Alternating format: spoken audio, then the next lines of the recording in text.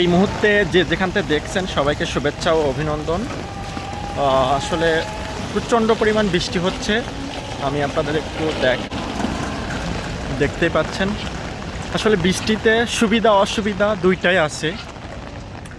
বিশেষ করে যারা শহরে থাকে তাদের ক্ষেত্রেও বৃষ্টির সুবিধা অসুবিধা আছে, এবং বিশেষ করে যারা গ্রামে থাকে এবং বিশেষ করে যারা উপকূলীয় এলাকায় বসবাস করে তাদের জন্যও সুবিধা, বিশেষ করে অসুবিধাটা বেশি। এই বৃষ্টিতে জানেন, বিশেষ করে যারা উপকূলীয় এলাকায় আছে তাদের জন্য কিন্তু খুবই ভয়ানক রাত, খুবই ভয়ানক সময় কাটে। খুবই বৃষ্টি হচ্ছে ঢাকাতেও, দেখতে পাচ্ছেন যে ভিডিও করবো তাও করাটা খুব ডিফিকাল্ট হচ্ছে। সো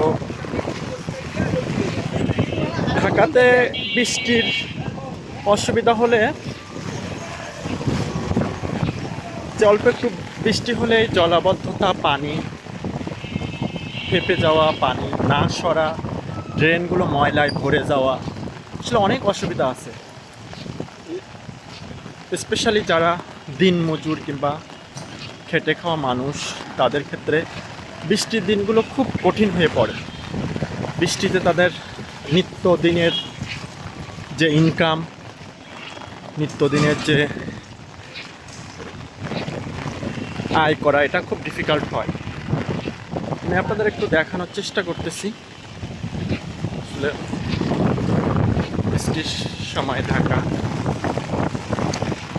আরও একটা বেশি যে সমস্যাটা হয় সেটা হলো আপনার জ্যাম পড়ে যায়, গাড়ি যানবাহন এগুলো চলাচলটাও খুব সীমিত হয়ে যায়, অলরেডি জ্যাম বাড়ছে।